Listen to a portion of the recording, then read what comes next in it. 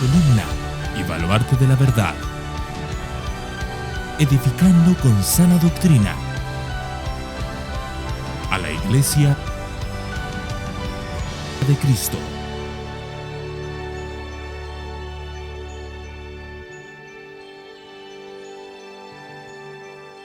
Hermanos, los que estuvieron la semana pasada saben que empezamos esa serie titulada ¿Qué es la iglesia?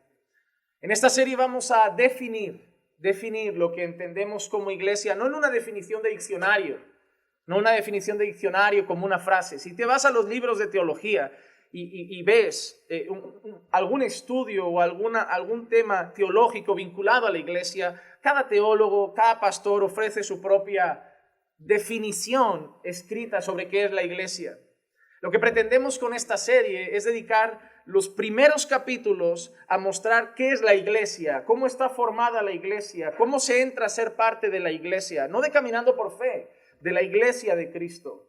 Luego dedicaremos unos capítulos a entender cuál es la misión de la iglesia. Dedicaremos un par de mensajes a exponer la misión de la iglesia. Hablaremos de la gran comisión, hablaremos de evangelismo, hablaremos de misiones y hablaremos del deber de la iglesia con el discipulado. Porque esa es la misión de la iglesia, alcanzar y discipular, alcanzar y discipular. Y si me apuras más, alcanzar, discipular, equipar y enviar para que ellos sigan alcanzando y se siga discipulando. Y esa ha sido la obra de la iglesia y va a seguir siendo la obra de la iglesia año tras año hasta que Cristo venga a buscarla, hasta que Cristo venga por segunda vez a buscar a su pueblo. Luego también dedicaremos creo que ese será solo un mensaje, a hablar de cómo se sustenta la iglesia. En un tiempo donde el dinero es un tema de moda dentro de muchas congregaciones, donde da miedo hablar de dinero dentro de la iglesia, donde si uno menciona dinero ya rápidamente está vinculado al evangelio de la prosperidad, entenderemos que la Biblia también muestra cómo debe ser sustentada la iglesia. Obviamente se necesitan recursos, pero veremos cómo Dios demanda que sea sustentada su obra.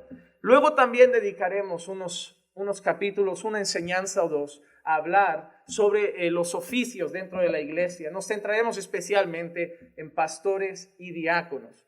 Y creo que más o menos con todo eso podremos tener una idea de qué queremos ser, hacia dónde vamos. Y el deseo de mi corazón es que todos aquellos que ya son de la iglesia refuercen esas verdades y aquellos que están llegando las asimilen para que allí donde vayamos todos en un mismo sentir, en una misma dirección. No se puede caminar en una iglesia cuando dos personas van en direcciones opuestas. Así que con la llegada de tanta gente, el deseo de esta serie es que todos entendamos lo mismo en cuanto a la iglesia. En el primer mensaje estuvimos viendo que la iglesia era el pueblo de Dios, pero no lo definimos solamente como pueblo, sino que además dijimos que éramos la esposa, dijimos que éramos ovejas y dijimos que éramos hijos. Lo que hicimos en la semana anterior era tomar referencias donde el Señor se refería así a Israel en el Antiguo Testamento y luego mostramos referencias como de la misma manera Dios se refería a su pueblo en el Nuevo Testamento. Así que nosotros pudimos ver que somos ovejas del buen pastor, somos pueblo de Dios, somos la esposa a la que el Señor encontró desventurada, desnuda, vergonzosa y la tomó, la limpió, la amó, la santificó, la purificó y la está alabando por medio de la palabra hasta que se la presente a Él como una esposa gloriosa, vestida de lino fino, que son las acciones justas de los santos. Vimos también cómo Dios se refería a Israel en el Éxodo, de manera que hablaba de ellos como mi hijo, este es mi hijo. Y luego nosotros vimos también cómo la Biblia nos enseña que todos los que creen en Jesús, los que reciben a Cristo como Señor y Salvador, los que ponen su fe en el Señor Jesucristo, Dios les da la potestad de ser hechos hijos de Dios. Así que somos su pueblo, somos sus hijos, somos su esposa, somos sus ovejas. Y hoy vamos a añadir un par de ideas más. Somos pueblo de Dios, pero no somos un pueblo cualquiera. Hoy vamos a añadir un calificativo a eso. Somos el pueblo escogido de Dios. Somos el pueblo escogido de Dios. A mí me hace mucha gracia, como muchos sabrán, yo vengo de una denominación que no cree en palabras como predestinación, a pesar de que esté en el libro de Efesios, a pesar de que esté en la carta a los Romanos, pero no creen en ello. Y bueno, yo lo respeto, a pesar de que me cuesta no creer en algo que literalmente está escrito en la Biblia. Me cuesta arrancar palabras de la Escritura, porque están claramente así escritas. No es que sea un concepto como las personas dicen, no creo en la Trinidad porque no está la palabra Trinidad en la Biblia. Y bueno, tú ahí se lo explicas, ¿no? Que la palabra en sí obviamente no está, pero el concepto y la verdad de la Trinidad está. Dios Padre, Dios Hijo, Dios Espíritu Santo. Pero la palabra predestinación está. Así que negar que no creo en la predestinación cuando la palabra predestinó aparece en la Biblia es muy complicado. La encuentras en Efesios, la encuentras en Romanos y la encuentras de diferentes maneras también en la carta de Pedro. Es muy difícil no creer en algo que está tan repetido en las Escrituras. Así que vengo de una denominación donde no se suele creer en eso, pero a pesar de eso, vengo de esa denominación en la que es común profetizar y revelar cosas como Dios te ha escogido para algo grande. Dios te ha levantado como profeta. Le digo, ¿no crees en la predestinación? A todo el mundo le decís que Dios ya tiene algo grande. Entonces es algo contradictorio, porque en el fondo todos sabemos que Dios tiene un propósito. Si solo hay que leer los salmos y nos enseñan que todos nuestros días estaban escritos antes de que existiera uno solo. Antes de que existiera uno solo. Dios no se sienta en un sillón a ver qué hacemos con nuestra vida. Si Dios quiere hacer algo en tu vida, lo va a hacer. Es tan fácil como ver incluso la historia de Judas y el Señor Jesús diciendo, oye, de los que me diste no he perdido ninguno. Bueno, se perdió uno, Judas, pero para que la Escritura se cumpliese. Alguien a quien el Señor Jesús lo llama directamente el hijo de perdición. Y cuando el otro día hablábamos en el curso de membresía con los hermanos, le lo explicamos. ¿Saben para qué nació Judas? Para vender a Jesús. Alguien tenía que hacerlo. Hermano, cuando nosotros vemos a Moisés interactuando con Faraón, Dios dice de Faraón, para eso te he levantado, para mostrar mi gloria. Es decir, yo te voy a poner a ti, al hombre más poderoso del mundo, al hombre con más poder militar del mundo, al hombre que nadie osa levantarle la voz, yo te voy a incluso endurecer más para mostrar que yo soy mayor que tú y que el mundo vea que está alguien por encima de Faraón, que es el Dios Todopoderoso. Dios tiene un propósito y Dios tiene un pueblo escogido por Él. Y eso no es algo que, como digo, aparece solo en el libro de Efesios o aparece solo en el libro de Romanos. Lo vamos a ver desde el Antiguo Testamento. Porque cuando Dios se refiere a su pueblo en el Antiguo Testamento, leemos esto. Deuteronomio capítulo 10, versículos 12 al 15. Y ahora, Israel, ¿qué requiere de ti el Señor tu Dios? Sino que temas al Señor tu Dios, que andes en todos sus caminos, que le ames y que sirvas al Señor tu Dios con todo tu corazón y con toda tu alma, y que guardes los mandamientos del Señor y sus estatutos que yo te ordeno hoy para tu bien. He aquí, al Señor tu Dios pertenecen los cielos y los cielos de los cielos, la tierra y todo lo que hay en ella. Sin embargo, el Señor se agradó de tus padres, los amó y escogió a su descendencia después de ellos, es decir, a vosotros de entre todos los pueblos, como se ve hoy. Vamos a desglosar rápido ese texto porque tiene verdades que son para nuestra vida. La primera cosa, y llega en forma de pregunta, una pregunta al pueblo de Dios, ¿qué quiere Dios de vosotros?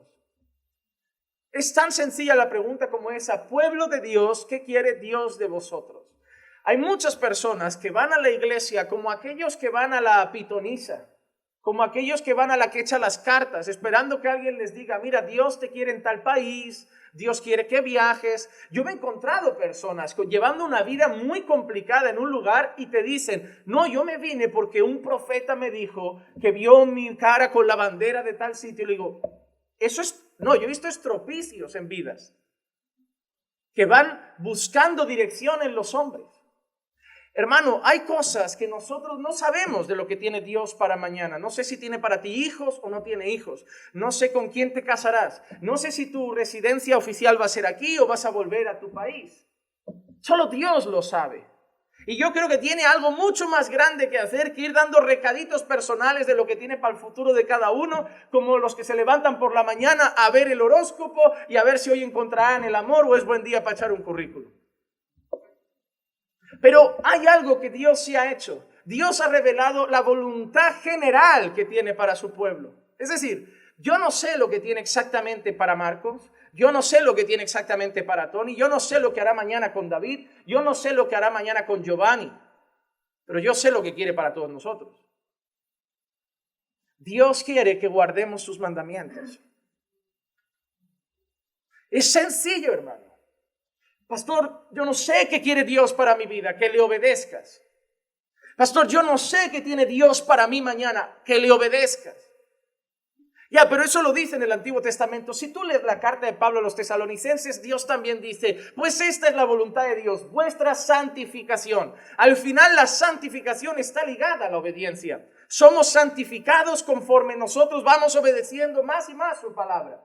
Pues esta es la voluntad de Dios para tu vida. Hermano, yo no sé si vas a vivir en Ecuador o vas a vivir en Perú o te vas a quedar en España. No sé si cuántos hijos vas a tener y no sé si tu marido va a ser rubio, calvo o moreno. Pero lo que sí sé es que debes ser santo. Y hay una cosa interesante que al final del versículo 13 dice, guardes los mandamientos del Señor y sus estatutos que yo te ordeno hoy para tu bien. Es que, mira si somos necios. Dios quiere que hagas algo para ti, para tu bien. A Él le da la gloria y a ti te va bien. ¡Qué maravilloso es Dios! No es algo que nos pide, que le va a exaltar y nos va a hacer miserables. No nos pide algo que le va a dar a Él la gloria y a nosotros nos va a hacer vivir una vida triste. No, es tan sencillo como quiero que me obedezcas porque a mí me da gloria y a ti te va a ir bien. Ahí llega la gente y te dice, pastor, nos divorciamos. ¿Por qué?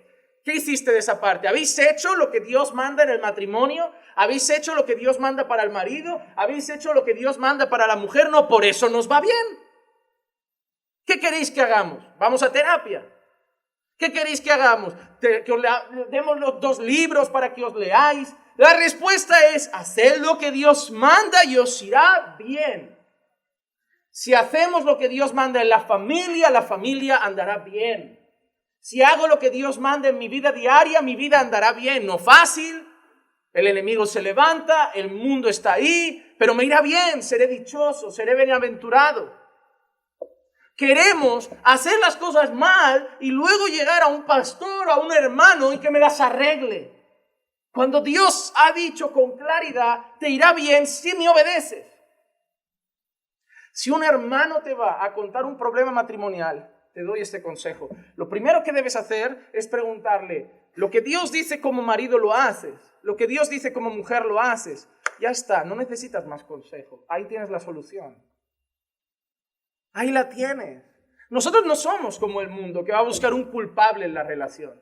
Nosotros no somos como el mundo que va a hacer equipo. Yo voy con ella, yo voy con él. Él es más malo que ella es más mala que él. No, nosotros debemos empujar a la gente a Dios, no a nuestros propios consejos. El mundo ya vive así. Yo pienso, yo creo, pero nosotros decimos, Dios dice, Dios dice, Dios dice. Porque queremos que te vaya bien. Y para que te vaya bien no tienes que hacer lo que yo pienso. Y para que te vaya bien no tienes que hacer lo que yo creo. Para que te vaya bien tienes que hacer lo que Dios dice. Así que Dios quiere que su pueblo viva conforme a su voluntad. Pero mira qué interesante lo que nos empieza a decir a partir del versículo 14. Del Señor son ¿qué? Los cielos y los cielos de los cielos. Aunque vengan algunos predicadores a querer darle la vuelta al rizo y decir, mira, los cielos de los cielos, esto suma 4 cielos, 3 cielos, porque Pablo fue al 3er cielo y hacen muchas... Realmente el texto aquí lo que quiere decir es que a Dios pertenece todo. Cuando tú levantas tus ojos arriba, el texto te está diciendo, a donde alcance tu mirada y más, es del Señor. Ves a la NASA si quieres, coge el telescopio más maravilloso, ve a la estrella que se vea más lejos, esa es de Él. Esa es de Él, aunque le pongan el nombre que quieran, esa es de Él. Todo le pertenece a Él en los cielos, pero no solo en los cielos, también en la tierra. Todo lo que veas arriba, todo lo que veas aquí es del Señor. Él es dueño de todo. Él es Señor de todo. Él tiene derecho a decir, me pertenece a cualquier cosa que exista, porque Él lo hizo. No lo hemos fabricado nosotros.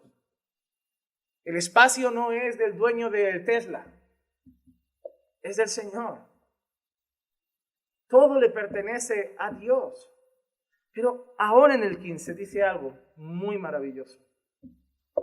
Sin embargo, a pesar de que todo es suyo, a pesar de que todo le pertenece, a pesar de ello, sin embargo, Dios se agradó de tus padres, los amó y escogió. Esa palabra aparece mucho a lo largo de la Escritura.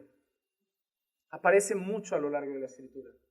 Y escogió a su descendencia después de ellos, es decir, a vosotros de entre todos los pueblos, como se ve hoy. Lo que Dios está queriendo decir a través de Moisés aquí es, mira, todo eso, todo el cielo es mío, toda la tierra es mía, pero a pesar de que todo me pertenece, yo he escogido para llamar hijo, para llamar pueblo, para llamar esposa, para llamar ovejas, he escogido a un pueblo. Y en ese mismo texto, Dios habla de que ha escogido a un pueblo y habla de lo que lo motiva a escogerlo. Dios, a lo largo de la Biblia, muestra que la mayor motivación que lo lleva a hacer las cosas que hace es una. Los amó. Los amó. Cuando ves la Biblia, te das cuenta que ninguna ofrenda trae milagros. Cada vez que ves a Jesús sanando a un enfermo, cada vez que Jesús miraba a la viuda de Naín y veía a esa mujer destrozada, antes de hacer un milagro, ves normalmente esta expresión: y Jesús tuvo compasión de ella. Cuando Jesús ve a un montón de personas, dice que tiene pesar, compasión, y los ve como ovejas que no tienen pastor. Cuando Dios decide entregar a su Hijo a morir por nuestros pecados, ¿qué leemos en Juan 3:16? Porque tal fue la ofrenda del mundo que el Señor entregó a su Hijo. Porque tal fue el pacto de dinero que dio la iglesia, que el Señor, ni iglesia había. Porque tal fue la fe, porque de tal manera creyó el mundo, porque de tal manera oró el mundo, no, porque de tal manera amó Dios al mundo. ¿Tú sabes qué hacía el mundo cuando Dios decide enviar a su Hijo a morir por nuestros pecados? ¿Tú sabes lo que hacía el mundo? Pecar contra Dios. ¿Tú sabes lo que hacía el mundo? Darle la espalda a Dios. ¿Tú sabes lo que hacía el mundo? Aborrecer a Dios. Si hubiera dependido de algo que hace el mundo para que Dios devuelva en favor a su Hijo, no lo hubiera dado. Pero Dios decide entregar a su Hijo porque amó al mundo. Amó al mundo de una manera que no es posible definir en la palabra, hasta tal punto que la expresión utilizada es de tal manera. No es mucho, no es bastante, ni muchísimo, ni de manera gigantesca. No hay palabra para definir lo grande que es el amor de Dios hacia el mundo. Y por eso la expresión utilizada es de tal manera amó Dios al mundo, que entregó a su Hijo unigénito, para que todo aquel que en Él cree no se pierda, mas tenga vida eterna. Así que Dios posee todas las cosas, es dueño de todas las cosas, y en medio de esa soberana posesión de Dios sobre todas las cosas, Dios escoge a un pueblo y lo escoge por amor, y lo escoge por amor. No había nada bueno en nosotros para que Dios nos escogiera. Y no había nada bueno en el pueblo en aquel entonces para que Dios lo escogiera. Hermano, Dios no escoge a nadie por méritos. Yo recuerdo cuando leía el texto que vamos a leer ahora, cuando una de las peores momentos en un colegio de España, y no sé si ahora habrá cambiado, pero uno de los peores momentos para un gordito en el colegio de España era el recreo. Era terrible. ¿No? Algunos se ríen porque habrán sido de los que le hacían pasar la vida imposible al gordito, pero ese gordito lloraba mucho y tendríamos que reírnos menos, porque hay niños que piensan en tirarse por un balcón por esas cosas. No nos debería hacer gracia algo que lleva a niños a sentirse miserables, no querer ir a la escuela. Nos hace gracia porque todavía el mundo está en nuestros corazones. Nos hace gracia. Es como a veces me pasa, y es algo que yo estoy trabajando en mi corazón. Cuando a veces ves vídeos de comedia, ¿sabes esos vídeos donde presentan al típico borracho dando tumbos? No debería darnos risa, debería darnos pena. Si nos reímos todavía, es que vemos la embriaguez como algo que es motivo de risa, pero es algo que ofende a Dios, que esclaviza a las personas y es motivo de condenación. Yo me cuestiono últimamente, aunque sea algo que aparentemente es inocente, ¿por qué me sigo riendo de cosas que son pecado? Y ahí te das cuenta que todavía la carne está aquí y hay cosas que nos siguen llamando la atención que nos llamaban antes. Y hay que orar por eso. Parece una tontería, pero no es así. Porque cuando vemos a ese borracho tambaleándose, no debería hacernos gracia, debería darnos pena. Ese borracho tiene hijos, tiene una esposa. La gente se ríe a su alrededor y no debería causar comedia. Se ha vuelto motivo de burla y tantas otras cosas. Nosotros no éramos muy diferentes a ese borracho. Algunos mujeriegos inmorales. Cada uno estaba esclavizado a sus propios pecados, la mentira, el orgullo y tantas otras cosas. Cuando nosotros salíamos al recreo, a mí me gustaba jugar a la pelota. Y siempre pues elegían 2 capitanes, nunca el gordito. Y elegían, ahí todos en fila, aparecía uno que iba a fusilamiento y empezaban a elegir. Y elegían ¿por qué? Por mérito. Primero al bueno, al que metía los goles, y ahí ibas quedando tú para el final y portero. Era así. Entonces, ¿qué pasa? Cuando nosotros vemos la vida es así. Cuando tú vas a buscar trabajo, no te dan el trabajo por gracia. Te piden currículum, te hacen una entrevista, porque para ellos van a elegir al candidato que más méritos tenga para obtener ese puesto de trabajo. Yo veo mi necesidad para mi empresa y yo elijo un candidato que cumple los requisitos que mi empresa necesita, pero yo no lo elijo por gracia. Mira, este es un tocho, pero me cayó tan bien. Hay un brillo en él que creo que va a ser un buen ingeniero. No, hombre, no está preparado. Pero cuando nosotros hablamos de la salvación, cuando nosotros hablamos de qué ha movido a Dios a escoger a su pueblo, nosotros no vemos mérito en el pueblo. Deuteronomio capítulo 7, versículos 6 al 8, dice así: porque tú eres pueblo santo para el Señor tu Dios. Tú eres pueblo santo. La palabra santo aquí significa separado, separado. Jesús en una ocasión oraba por sus discípulos y dijo: están en el mundo, pero no son del mundo. Somos un pueblo santo para el Señor. El Señor tu Dios te ha escogido para ser pueblo suyo. De nuevo la palabra es escogido.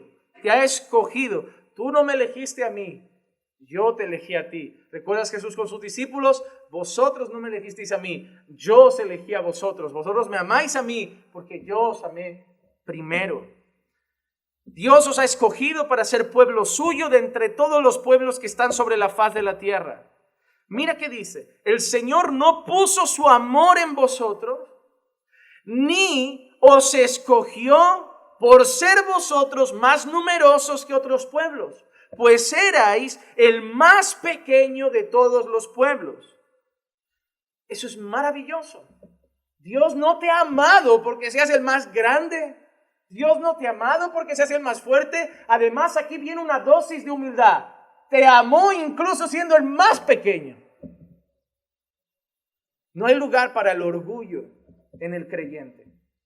No hay lugar para el orgullo en el creyente. A mí me pone nervioso cuando veo esos creyentes que alguien les hace algo y levantan la cabeza como: te has metido con un hijo del Señor. Y el que se mete con un hijo de Dios paga las consecuencias. Digo, ¿dónde vas? ¿Dónde vas? Mira, les encanta tomar frases como no toques al ungido del Señor, ay de que se mete con el pueblo de Dios, maldeciré a los que te maldigan, yo soy pueblo de Dios, si me maldices va a caer maldición sobre ti. Oye, ¿y qué dijo aquel Señor que tanto amamos en la cruz? ¿No dijo, Padre, perdónales porque no saben lo que hacen? Y nosotros vamos a tomar los versículos que nos llevan más a la venganza y a la ira. ¿No podríamos aprender un poco de nuestro Señor y Salvador Jesucristo? ¿No podríamos aprender un poco de ese Esteban apedreado que a punto de morir dice, Padre, no les tengas en cuenta estos pecados? Todo lo malo que hayan hecho, sí, pero las pedradas contra mí yo las perdono. De eso sí que deberíamos aprender. Porque nosotros no somos mejor que los que están fuera. No somos más grandes, ni más numerosos. El Señor dice, pues erais el más pequeño de todos los pueblos, mas porque el Señor os amó y guardó el juramento que hizo a vuestros padres, el Señor os sacó con mano fuerte y os redimió de casa de servidumbre, de la mano de Faraón, rey de Egipto, porque el Señor os amó. Y hay una cosa interesante, y guardó el juramento que hizo a vuestros padres. Esto les animo a venir el martes, porque el título del martes es Cuando Dios jura. Cuando Dios jura. Y va a ser una enseñanza de Hebreos muy interesante. Entonces aquí vemos, hermanos, que Dios no nos ha escogido por nuestros méritos. ¿Sabías que hay gente más solidaria, había gente más solidaria que tú en la calle? Habían familias mucho más estructuradas que tú en la calle, que el Señor, si las hubiera salvado, están ya casi arregladitas, que poco hay que transformarlas, que ya son como hasta modélicas, que las miras y dices, mira, yo si te viera el domingo en la iglesia doy por hecho que sois una familia que lleva mucho en el Señor. Había gente allí más agradable, con mejor carácter, con más paciencia. Tan pecadores como nosotros, pero que a lo mejor a la apariencia parecerían mejores candidatos para ser santos para el Señor. Pero el Señor nos llamó a nosotros. Y sí, hermano, yo no sé por qué. Yo no sé por qué. No lo voy a saber nunca. Aunque Dios lo ha dicho claramente, porque yo quiero, porque yo te he amado. Hermano, hay un momento en que uno empieza a cuestionarse eso. Señor, ¿por qué me has amado a mí y no has amado a mi mamá? ¿No has amado a lo mejor a mi papá igual que a mí? ¿Por qué no has movido su corazón a salvación? Dios es soberano.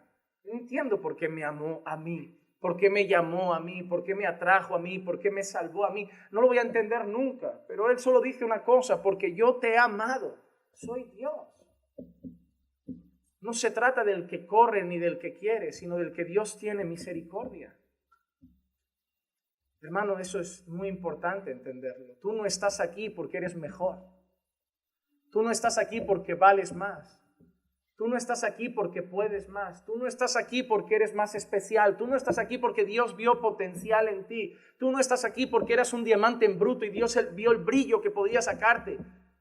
Tú estás aquí porque Dios te amó. Ya. No había más potencial en ti que los de fuera, y si había potencial era potencial para pecar. No había más. No había más. Dios no va buscando como un minero. No, ahí hay oro. Ahí hay oro. No, no es así, hermanos, no es así. No hay mérito alguno en nosotros para ser receptores del amor de Dios. No hay mérito alguno en nosotros para recibir la salvación de Dios. Dios es inmensamente bueno, inmensamente misericordioso, inmensamente amoroso y lleno de gracia, y por eso nos amó, nada más que por eso.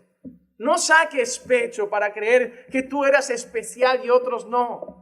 Agacha la cabeza y da gracias, porque a pesar de ti Dios te amó. No te amó porque vio algo en ti, te amó a pesar de lo que vio en ti, a pesar de nuestros pecados, a pesar de nuestra maldad, a pesar de nuestra iniquidad. Él nos amó. Eso nos tiene que llevar a cantarle, a adorarle, a orar. ¿Saben por qué muchas personas no viven una vida de adoración a Dios? Porque todavía no han entendido lo pecadores que eran y cuánto Dios los amó. Porque el que mucho es perdonado, mucho ama. Y los que no aman mucho es que creen que Dios no les perdonó tanto. Pero cuando entiendes que solo eras un miserable que iba de cabeza al infierno y Dios te amó y Dios movió tu corazón para llevarte a la gloria eterna, solo te hace falta una cosa: responder a eso en adoración. Como aquella mujer que rompe el frasco de alabastro. que llora a sus pies, que seca sus pies con sus cabellos? Porque somos esa mujer. Somos esa mujer. Una mujer que no merecía nada, una mujer pecadora, pero que sabía que había un lugar para ella a los pies de Jesús, como todos los pecadores que quieran rendirse ante Él.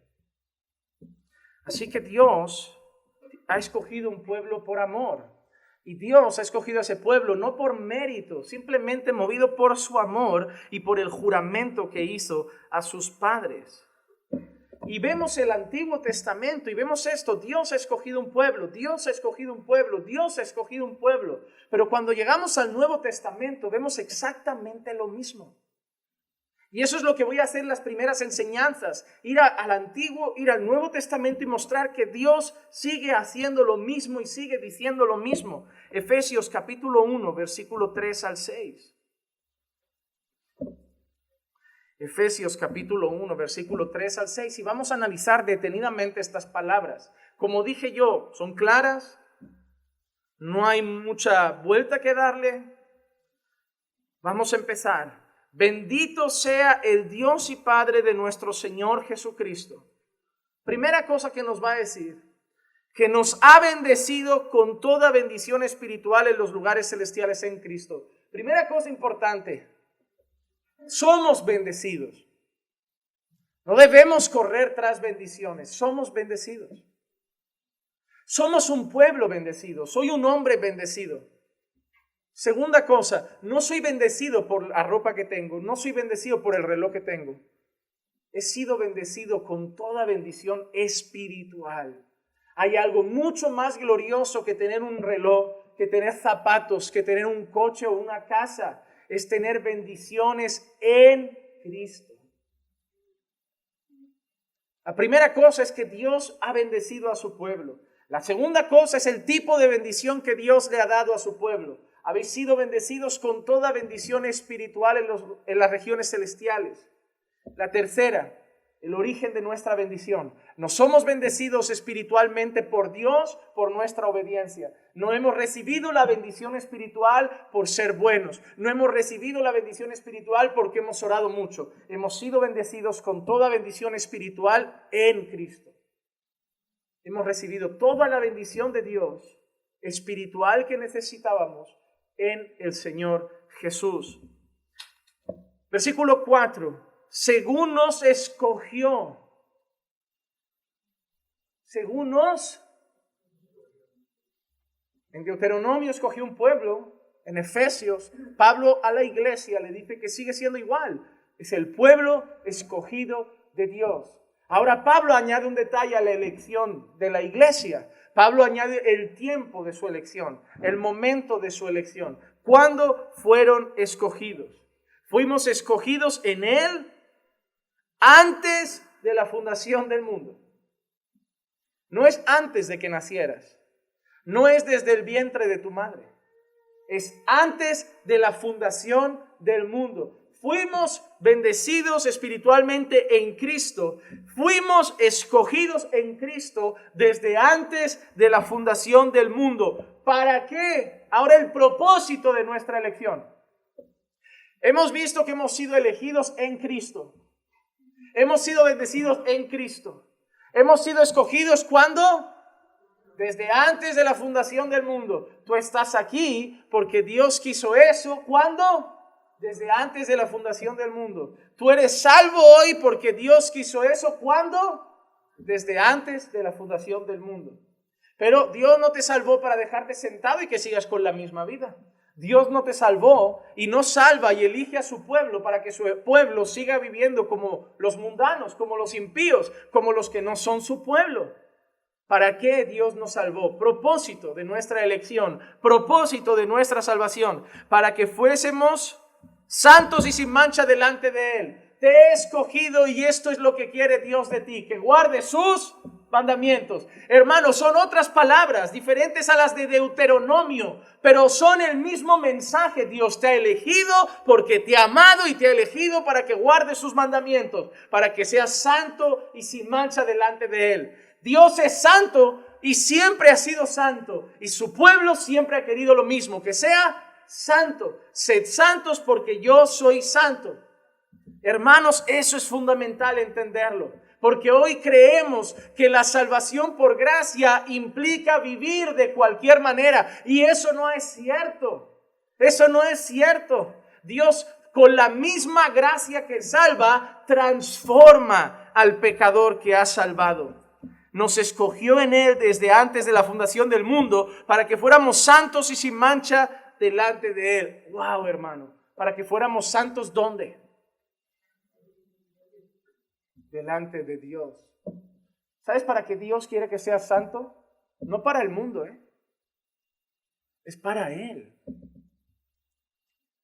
Dios quiere que seas santo para Él. Dios quiere que obedezcas para Él. Tú no debes vivir en santidad por tu esposa. Tú no debes vivir en santidad por tus hijos. Tú no debes vivir en santidad para agradar al pastor. Tú debes vivir en santidad para Dios. Para Dios. Porque da la gloria a Dios. Porque exalta a Dios. Porque honra a Dios. Porque cuando el mundo ve nuestras buenas obras, glorificarán a nuestro Padre que está en los cielos. Nos ha salvado en Él para que andemos en santidad delante de Él. Lo ha hecho para su gloria, para Él ser exaltado, para Él ser honrado. Mira lo que dice ahora. En amor nos...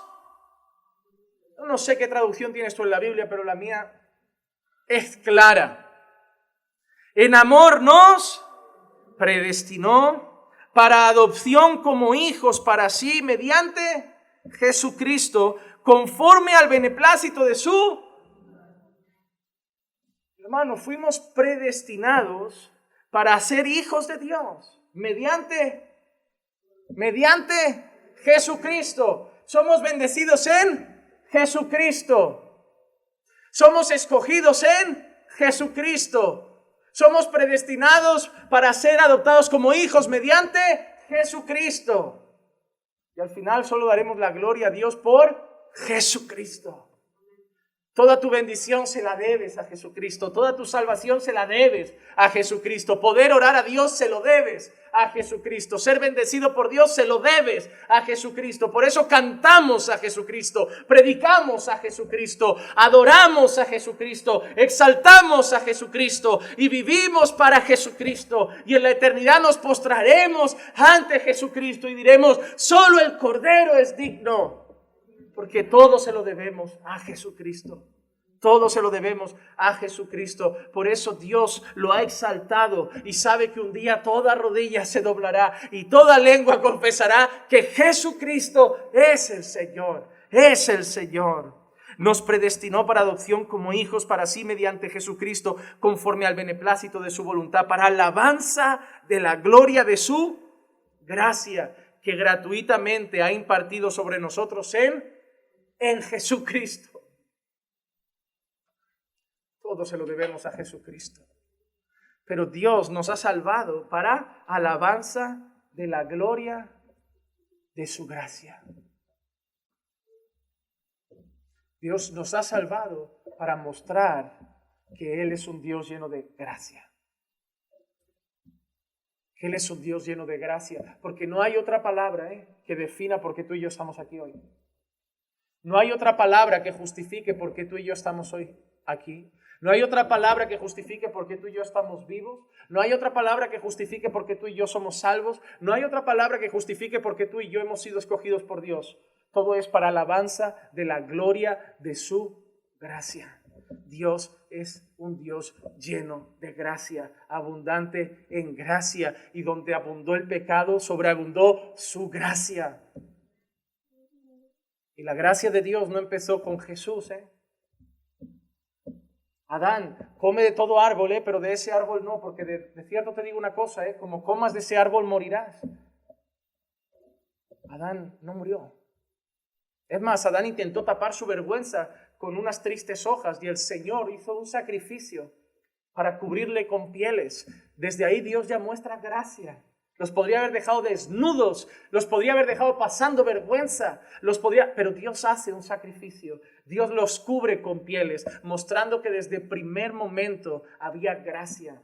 La gracia de Dios no comenzó en la cruz. La gracia de Dios ya comenzó cuando Dios dijo, haya luz, porque no debíamos ni ser creados. Esto no tenía ni por qué existir. Dios estaba plenamente gozoso. Todos sus ángeles le adoraban. Pero cuando Dios dice, haya luz, ya muestra gracia. Va a crear un pueblo que no necesita crearlo para darle a Él la gloria. Dios es abundante en gracia. Entonces, desde el Antiguo Testamento, hemos hablado que Dios tiene un pueblo y la iglesia es eso, el pueblo escogido de Dios.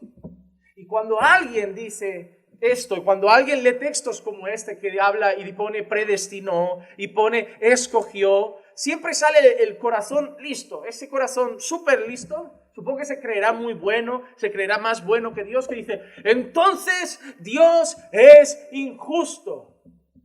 Entonces Dios es injusto. ¿Por qué? Porque no le ha dado oportunidad a todos. Hermano, ¿quién busca a Dios? ¿Quién quiere a Dios? Si Dios no hace algo en tu vida y en mi vida, tú y yo vamos a donde van todos, porque nadie quiere a Dios. ¿Tú has evangelizado alguna vez? La efectividad es 100%, todo el mundo quiere a Dios. Tú les predicas y la gente, claro, yo me arrepiento. Es lo que siempre pasa. O sea, si tú hablas del evangelio a 100 personas, las 100, ¿cómo no voy a querer a Dios? Un Dios grande, un Dios bueno, claro que me arrepiento, claro que quiero vida eterna, claro que quiero vivir en santidad para el Señor. Siempre pasa así. Todos quieren a Dios. Cada día hay gente que se levanta por la mañana y dice, qué ganas tengo de ser santo para el Señor. Cada día pasa. Vas a la calle y lo ves, lo notas en su mirada en la calle, lo notas en la mirada de los políticos, lo notas en la mirada de los grandes empresarios, lo notas en la mirada de los que están en la discoteca. Tienen ganas de ser cristianos, pero lo dejan para mañana porque dicen, no, mañana empiezo, porque me apetece, pero para mañana. Nadie quiere a Dios. Tú tampoco lo querías. Yo tampoco lo quería. Yo lo amo con todo mi corazón, no porque me levanté una mañana con ganas de amar a Dios con todo mi corazón, porque Dios cambió mi corazón para que yo lo amara. Por eso evangelismo no existe sin oración. No hay evangelismo sin oración, no hay misiones sin oración, porque debemos predicar, debemos hablar, debemos compartir, pero debemos rogar a Dios, quebranta el corazón. Ablanda el corazón, transforma el corazón como hiciste con nosotros, porque si no predicamos a un muro de piedra, pero tú puedes quitar el corazón de piedra, poner el corazón de carne y darles tu Santo Espíritu. Tú puedes convencerlos de pecado, tú puedes arrastrarlos a la cruz, tú puedes humillarlos ante ti. Solo Dios puede hacer eso, solo Dios puede hacer eso. Entonces hay gente que cuando dices que Dios escogió, que Dios predestinó, hay gente que dice, entonces Dios es injusto. Pero el apóstol Pablo supongo que tenía el mismo tipo de personas delante de él. Y en Romanos 9, 14 al 18, Pablo dice, ¿qué diremos entonces? ¿Que hay injusticia en Dios? Pablo estaba hablando de la elección. Pablo estaba hablando precisamente de un pueblo escogido de Dios, de cómo Dios escoge, de cómo Dios elige. Y en medio de esa enseñanza, Pablo dice, ¿diremos entonces hay injusticia en Dios? ¿Sabes por qué? Pablo está enseñando, inspirado por el Espíritu Santo, y estoy convencido que el mismo Espíritu Santo que lo mueve a dar esa enseñanza, lo mueve a dar la respuesta a la pregunta que muchos estarán haciendo en el corazón. ¿Cómo que a Jacob amé y a Esaú aborrecí antes de que nacieran, antes de que hicieran nada bueno y malo? ¿Cómo que esto? Entonces Dios es injusto. Y ahí Pablo, inspirado por el Espíritu Santo, responde, ¿diremos entonces que hay injusticia en Dios? Y él mismo da la respuesta, de ningún modo. De ningún modo. Y él cita el Antiguo Testamento, porque él dice a Moisés, mira qué le dijo a Moisés, ¿tendré misericordia? ¿De quién? De quien yo tenga misericordia. Y tendré compasión, ¿de quién? De quien yo tenga compasión. Así que no depende del que quiere ni del que corre, sino ¿de quién? De quien Dios tiene misericordia. Porque la Escritura dice a Faraón, para eso mismo te he levantado, para demostrar mi poder en ti y para que mi nombre sea proclamado por toda la tierra. Así que del que quiere tiene misericordia, y esa parte no le gusta a nadie, porque como todo el mundo tiene a Dios, como ese señor de barba blanca que no puede hacer lo que vamos a leer ahora porque eso es malísimo y eso no es propio de un Dios de amor. Pero yo quiero que lo leamos porque está en la Biblia. No porque lo dice una denominación, no porque lo dice una iglesia, es porque lo dice la palabra de Dios. Él dice, del que quiere tiene misericordia y al que quiere endurece. Y al que quiere endurece. Y no nos gusta porque la imagen que nos han vendido de Dios solo es el que tiene misericordia. Pero no es el que endurece. A mí me hace mucha gracia cuando escucho gente decir, Dios no manda a nadie al infierno, se van todos solos. Quieren volver a Dios bueno. Es como si Sodoma y Gomorra ellos mismos cocinaran el azufre y luego lo tiraran y lo mandó Dios, Lo mandó Dios. Podría haberlo no mandado, ¿sí o no? Pero lo quiso mandar. Podría no mandar el diluvio, ¿no? Pero lo quiso mandar. Podría no tragarse a gente en el desierto, ¿no? Podría haber dejado pasar lo de Ananías y Zafira y decir, ay, al final es una mentirijilla. ¿Quién no ha mentido alguna vez con un tema de dinero o con alguna cosa? Déjalo pasar. No, los fundió. Los mató al instante a los dos. Incluso es tan bueno que les da oportunidad. Los condena en orden. Bueno, primero tú vamos a dar oportunidad al segundo turno a ver si este dice la verdad. También mientes como el otro. No. Muerto también. Hermano, ese es tu Dios. Ese es tu Dios. Tu Dios es el que entregó a su Hijo a morir por nuestros pecados, sí. Tu Dios es el que ha mostrado gracia y ha resucitado muertos y ha sanado enfermos, sí. Pero tu Dios también es el que se ha tragado gente en el desierto. Tu Dios también es el que mandó el diluvio. Tu Dios no es solo el que proveyó el arca. Tu Dios es el que proveyó el diluvio. Y tienes que entender eso. Tu Dios es el que preparó la gloria eterna, pero tu Dios es también el que preparó el fuego eterno. Allá arriba vamos a ver la gloria eterna de Dios y allá abajo van a ver la ira de Dios. Pero es el mismo Dios. Algunos creen que en el infierno es el diablo el que maneja los hilos y va castigando a la gente. No. El diablo también será condenado ahí. El diablo también será condenado por Dios. Pero quien condenará eternamente es Dios. Dejad de pensar solo Dios es amor, sí, y es fuego consumidor. Si predicamos solo al Dios de amor, estamos formando un grupo de creyentes sin temor ni reverencia, porque creen que están ante Papá Noel o ante un señor mayor disfrazado, ante algo que no existe. Y si predicas solo el Dios de fuego, vas a montar un grupo de religiosos con miedo al infierno. Tienes que predicar al Dios de la Biblia, que es el Dios completo. Tienes que decirles que es un Dios que los ama, pero que condena el pecado. Tienes que decirles que es un Dios que odia el pecado, pero que si te arrepientes tienes abogado. Son ambas cosas, hermanos, son ambas cosas. Nuestro deber no es predicar lo que sienta bien. Nuestro deber es predicar todo el consejo de Dios. Hemos visto a Oseas, hemos predicado al Dios que amó a la ramera, pero que condenó a la ramera también porque quiso a sus amantes. Todo el consejo de Dios. Dios tiene misericordia de algunos, sí. Y al que quiere endurece. ¿Podrá acaso la masa de barro decirle al alfarero, ¿por qué me has hecho así?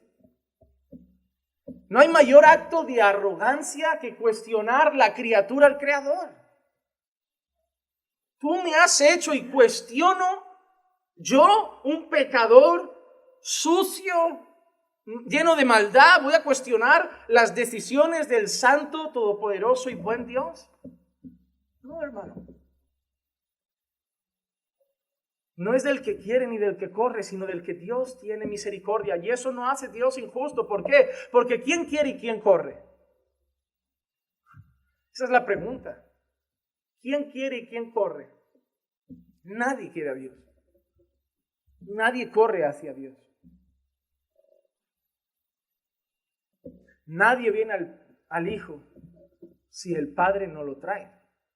Esos son textos bíblicos, no son textos de una denominación religiosa en particular. Eso lo dice la palabra de Dios. Y nadie conoce al Padre sino el Hijo y aquel a quien se lo quiere revelar. Pero muestra voluntad de Dios ahí implícita todo, y a quien se lo quiere revelar. En el libro de Hechos vemos una señora pasando ahí. Pablo estaba y la señora ni estaba, creo, en el culto, invitada a lo mejor. Solo pasaba por ahí y leo literalmente. Y Dios abrió el corazón de Lidia para que escuchara lo que Pablo está diciendo. Y esa mujer se convierte. Parece que no estaban invitadas al culto, pero fue la voluntad de Dios. Fue la voluntad de Dios y debemos respetarla. Eso no hace a Dios injusto. Así que somos el pueblo escogido de Dios. Pero vamos a la segunda parte. Somos escogidos. Y si Dios nos escoge, hace algo en nuestra vida que nos hace ser parte de su pueblo escogido. Para ser parte de su pueblo, para ser parte de ese pueblo escogido, Dios no puede incluir en su pueblo a gente que vive condenada por el pecado. Por eso Dios tiene que hacer algo en ellos. Los tiene que redimir. Los tiene que redimir. Somos escogidos y somos redimidos. Antes hemos leído en Efesios que acababa el versículo 6, que habíamos sido, del versículo 5 voy a leer, nos predestinó para adopción como hijos para sí mediante Jesucristo, conforme al beneplácito de su voluntad, para alabanza de la gloria de su gracia, que gratuitamente ha impartido sobre nosotros en el amado. Y ahora en el versículo 7 dice, en él, ¿en quién? En Jesucristo otra vez. Tenemos redención mediante su sangre, el perdón de nuestros pecados, según las riquezas de su... Tenemos redención. Y luego te dice lo que es la redención. ¿Qué es redención? El perdón de nuestros pecados. El perdón de nuestros pecados. Y dice, según las riquezas de su gracia. Nos escogió para alabanza de la gloria de su gracia y nos ha redimido según las riquezas de su gracia. Nos escogió por gracia, nos perdonó por gracia, nos salvó por gracia y sigue aguantándonos con paciencia por gracia. No hay nada más que debamos cantar que a la enorme gracia de Dios. Pero si Dios nos ha escogido en Cristo también tenemos redención mediante su sangre. Y eso es importante, hermanos. No hemos sido redimidos con oro y no hemos sido redimidos con plata. Hemos sido redimidos con sangre. Primera de Pedro 1, 18 al 20 dice, sabiendo que no fuisteis redimidos de vuestra vana manera de vivir, heredada de vuestros padres, con cosas perecederas como oro o plata, sino con sangre preciosa, como de un cordero sin tacha y sin mancha, la sangre de Cristo, porque Él estaba preparado. ¿Cuándo estaba preparado Cristo? Desde antes de la fundación del mundo, pero se ha manifestado en estos últimos tiempos por amor a vosotros. Hermano, ¿cuánto estaba preparado el Mesías? ¿Cuándo estaba preparado el Salvador? ¿Cuándo estaba preparada la cruz? Antes de que Dios dijera, haya luz, Dios ya sabía, va a haber cruz, va a haber cruz. Y yo sé que llegan las típicas preguntas que todos se hacen. Entonces, ¿para que Dios crea a alguien si Él ya sabe que va a haber cruz? Yo te digo, lo único que encuentro en la Biblia en respuesta a esa pregunta es para alabanza de la gloria de su gracia. Para mostrar que aunque se desviaran enormemente, Él es bueno. Él está lleno de amor y Él está lleno de gracia. No estaríamos diciendo que Dios es tan amoroso como para entregar a su Hijo si no lo hubiera tenido que entregar. Cantamos a un Dios lleno de amor y gracia porque en su sacrificio, en el sacrificio de su Hijo amado, hemos podido ver su amor y su gracia. Y es lo que Dios ha querido mostrar siempre, que el creador del universo es un Dios bueno, amoroso y lleno de gracia. Es curiosa la expresión de Pedro, no hemos sido redimidos con cosas vanas como oro y plata. Cuando nosotros hablamos de redimidos, aparte de algún grupo que a algunos les gustan, a mí no mucho, pero bueno, para gustos los colores. La realidad, hermanos, es que tenemos que pensar en un esclavo. En el Antiguo Testamento, cuando habían casos de esclavitud. Cuando nosotros vemos que Pablo en alguna carta regula cómo tienen que ser los siervos con sus señores o con sus amos, es porque en aquel entonces habían tiempos donde gente literalmente eran siervos, eran esclavos. Y los esclavos se podían, ¿qué? Comprar. Se podía comprar su libertad, se podía pagar para que dejaran de ser esclavos. ¿Y cómo se compraban? Con dinero, con oro, con plata. Tú podías redimir a alguien ¿de qué? De su esclavitud. Eso no solo pasó en los tiempos de entonces, eso hasta hace no muchos años todavía pasaba y todavía se podía comprar gente. Pero se usa esa expresión ¿por qué? Porque nosotros también éramos esclavos. Éramos esclavos del pecado, éramos esclavos de la carne, éramos esclavos de Satanás. Y el pecado, la carne, Satanás, no iba a regalarnos a otro dueño. Éramos suyos, por culpa de nuestros padres. Porque por el pecado de un hombre, la muerte llegó a todos, dice Pablo. Entonces, por el pecado de nuestros padres, nosotros nacemos siendo esclavos del pecado. Nacemos siendo esclavos de las tinieblas. Y las tinieblas y el pecado no nos iban a regalar como, oye, ¿quién los quiere? No, había que pagar un precio. Pero nuestra vida no se podía comprar a nivel espiritual con oro o plata. Fuimos comprados con sangre. Por eso nada ni nadie, ni tu madre, ni tu abuela, ni la persona que más aprecies, podrá haber hecho por ti lo que solo Cristo hizo. Redimirte de la esclavitud con su preciosa sangre. Con su preciosa sangre. Y hay algo que me gusta en esto y quiero dar este detalle. En esta remisión, en este proceso de redención, participa nuestro Dios al completo. Participa el Dios Padre, participa Dios el Espíritu Santo, participa Dios el Hijo. Y es algo maravilloso porque es una manera donde nadie podrá negar esta evidencia. Primera de Pedro, capítulo 1, versículos 1 y 2. A los expatriados de la dispersión en el Ponto, Galacia, Capadocia, Asia y Bitinia. Mira qué dice. Elegidos. Elegidos, otra vez. Escogidos, elegidos, predestinados. Hay que arrancar muchas palabras de la Biblia o torcer mucho su interpretación para no entender cosas tan sencillas. Hermano, yo una vez me senté con alguien y me dice, no, pero eso hablaba de naciones, hablaba de... Yo me senté una vez con una persona que no tenía ni idea de Biblia. Le leí esto y le dije, escogido, ¿qué entiendes? Y me dice, bueno, escogidos desde antes de la fundación del mundo, eso. Digo, es que por ahí hay gente que le da las vueltas para seguir justificando sus creencias. Digo, pero está claro, está claro. Me dice, sí, muy sencillo. Cuesta de aceptar para algunos, pero no cuesta de entender. Y mira lo que vamos a ver ahora. Elegidos según el previo conocimiento de Dios Padre. Elegidos según el previo conocimiento de Dios. Ahí tienes a quién. Dios Padre. Por la obra santificadora de... ¿A quién tienes también ahí? Espíritu Santo. ¿Para obedecer a quién?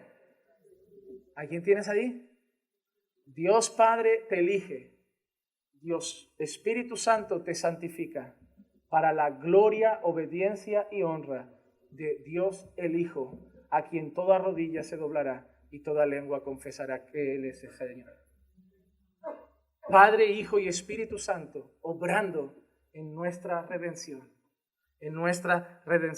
elegidos según el previo conocimiento del Padre, santificados por el Espíritu para obedecer a Jesucristo y ser rociados con su sangre. Que la gracia y la paz os sean multiplicados. Ahí entenderán por qué aquí saludamos como saludamos. Así que, hermanos, cuando nosotros vemos esto, nosotros hemos sido escogidos, nosotros hemos sido redimidos y nosotros le debemos todo esto al Señor. Nosotros no hubiéramos llegado a Jesús si Dios no te hubiera escogido desde antes de la fundación del mundo. Y hermano, eso es precioso. Yo no sabía nada de la religión, no sabía quién es Dios, no sabía ni qué iglesia iba a aparecer en mi vida, pero Dios sabía que yo iba a estar aquí y probablemente Dios sabía que yo iba a ser pastor. Probablemente no, seguramente, porque Dios ya tenía todo esto trazado. Estoy convencido que cuando empezó caminando por fe, mucha gente diría, ¿qué pasará con esta iglesia? No lo sabemos. Dios sabía que hoy estaríais aquí. Dios sabía que un día a lo mejor empezabais en otro sitio, abríais la Biblia, entendíais cosas. Dios sabe todo. Y lo más glorioso es eso, no hemos llegado a Jesús porque nosotros hemos tomado nuestra decisión. Hemos llegado a Jesús porque Dios lo ha revelado. Lucas 10, 21 y 22 dice, en aquella misma hora, Él se regocijó mucho en el Espíritu Santo y dijo, te alabo, Padre, Señor del cielo y de la tierra, mira, porque ocultaste estas cosas a sabios e inteligentes y las revelaste a niños. Sí, Padre, porque así fue de tu agrado. Todas las cosas, ojo, todas las cosas me han sido entregadas por mi Padre y nadie sabe quién es el Hijo. ¿Quién es Jesucristo? Nadie puede conocer a Jesús sino el Padre. Ni nadie sabe quién es el Padre sino el Hijo. Y mira, y aquel a quien Jesús se lo quiera revelar.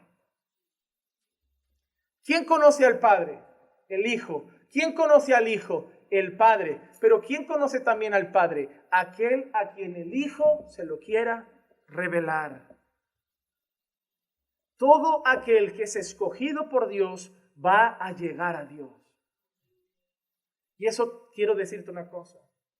Si tu madre está en los planes de Dios, aunque hoy sea la persona que pueda parecer más reacia, si tu madre o tu padre o tu esposo o tus hijos están en los planes de Dios, llegarán a Dios. Y eso nos debe dar esperanza. Porque a veces lo que más nos duele, sí, nos da pena las almas que no conocen al Señor. Nos apenan las personas que no escuchan el Evangelio. Pero sufrimos por aquellos que tenemos más cerca. Cuando vamos al aniversario de mamá o al cumpleaños de tu sobrina y ves que no quieren a Dios. Y te encantaría que estuvieran hoy aquí, ¿verdad? Y sentados a tu lado y cantando contigo. Y miras dos sillas cuando llegas al lado y pensabas, sí, mi madre y mi padre vinieran aquí a cantar. Pero a veces les hablas un poco del Señor y te contestan fríamente, como, mira, yo no comparto, mira, yo te respeto, pero yo no quiero, mira, es que yo no creo, mira, es que, y los ves cada vez como más ateos, más reacios, más lejos, y a veces puede provocar cierta angustia, como diciendo, no veo esperanza, porque sí, pero no te tienes que mirar a ti, tienes que mirar lo que hoy has aprendido.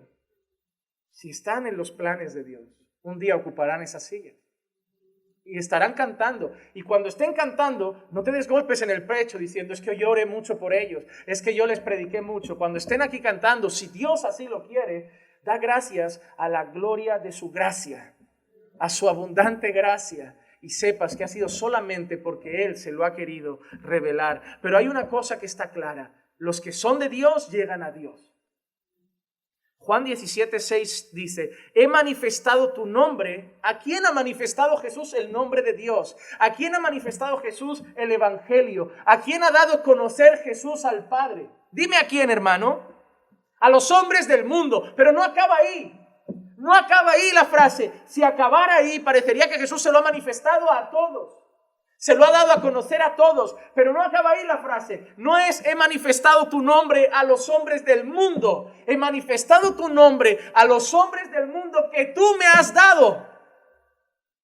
A los que tenían que ser tuyos, han llegado a ser tuyos. Eran tuyos. Estaban en el mundo, pero ya eran de... Qué interesante. Estaban en el mundo, pero eran tuyos. Lo que pasa es que no lo sabían, no te conocían. Bueno, ¿tú habías pensado alguna vez ser evangélico? ¿Tú habías pensado alguna vez estar en una iglesia? Cuando tenías tus 14, tus 15, a lo mejor alguno pues creció a lo mejor en una familia cristiana y lo han enfocado ahí. Pero la mayoría de nosotros con 14, 15, 16 estábamos ¿qué? Haciendo cosas indebidas, planificando nuestras noches de fiesta, pensando en qué, en bebida, en mujeres. No estábamos pensando en orar por las noches. ¿Tú te imaginabas con 13 años que te estarías esforzando por levantarte por las mañanas a tener tu tiempecito con Dios? ¿Tú te imaginas? Yo me imagino con mis 11 años jugando a Resident Evil, matando zombies con la pistola y pensando, cuando tenga mis 30 me apetecerá por la mañana orar un rato. Digo, No estaba en nuestros planes.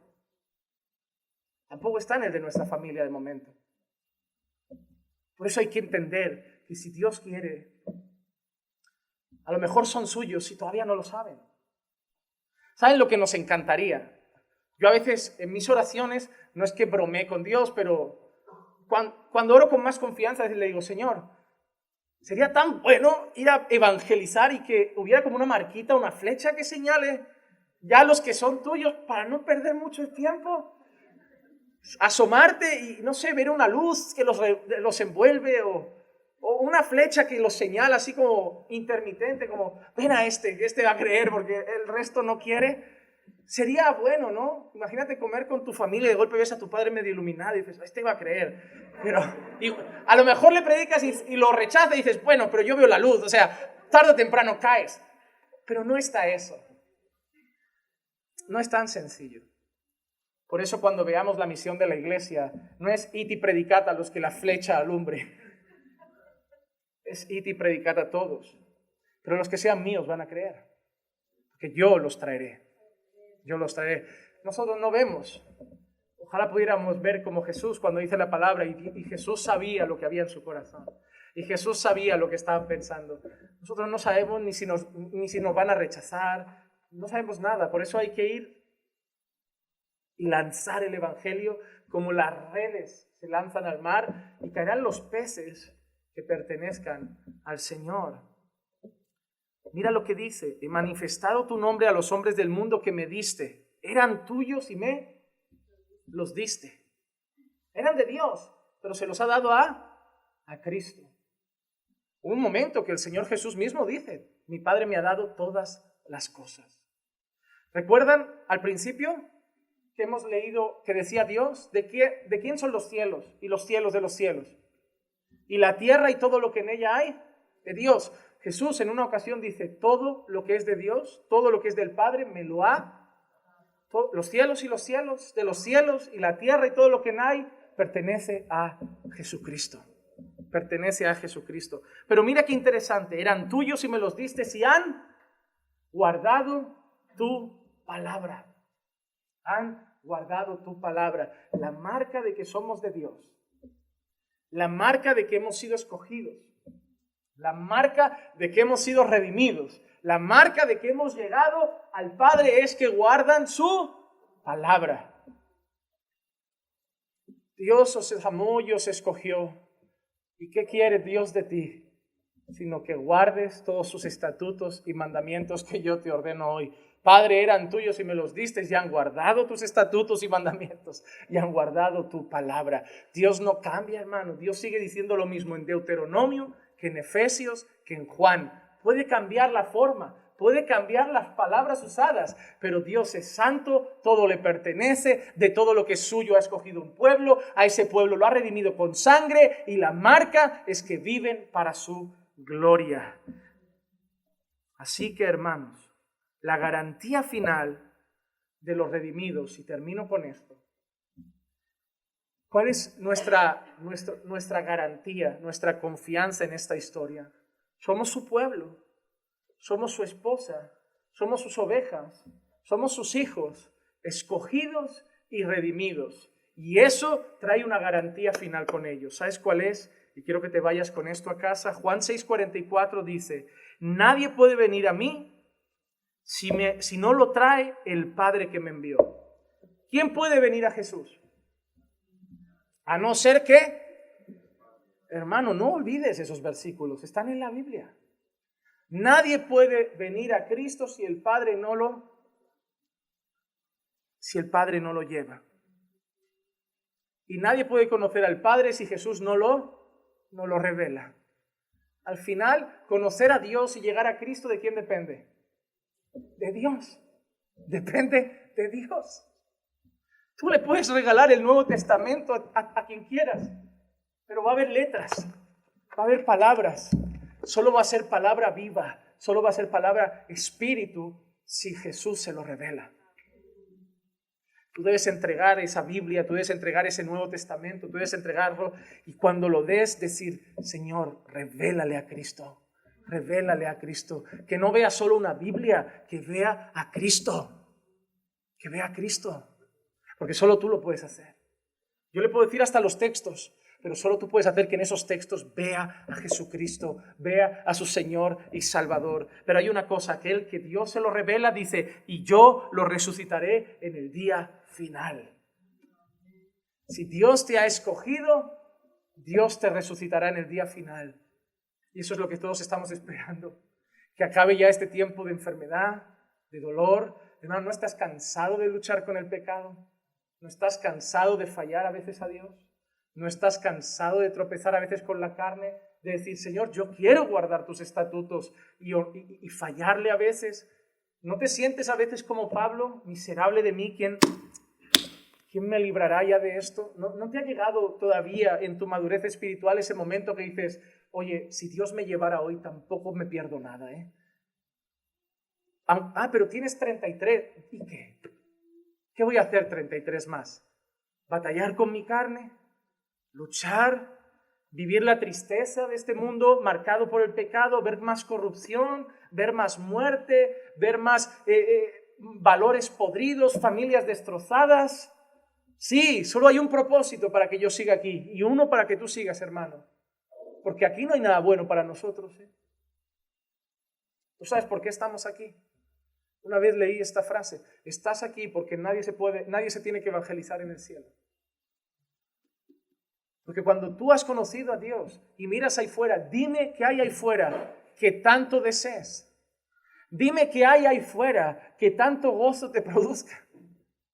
Para decir, vale la pena quedarse en esta tierra toda la vida por eso que me ofrece el mundo. No hay nada, hermano. Estamos aquí solo para seguir predicando el Evangelio. Y nuestro cuerpo anhela el día en que resucitemos de entre los muertos, recibamos un cuerpo glorificado. ¿Y sabes qué? Vamos a estar en un lugar donde ya no hay muerte, ya no hay dolor, ya no hay enfermedad, ya no hay tristeza, ya no hay ansiedad, ya no hay depresión, ya no hay angustia, ya no hay divorcio, ya no hay maltrato, ya no hay violaciones, ya no hay asesinato, ya no hay corrupción, porque estará el santo Dios y su santo pueblo por toda la eternidad.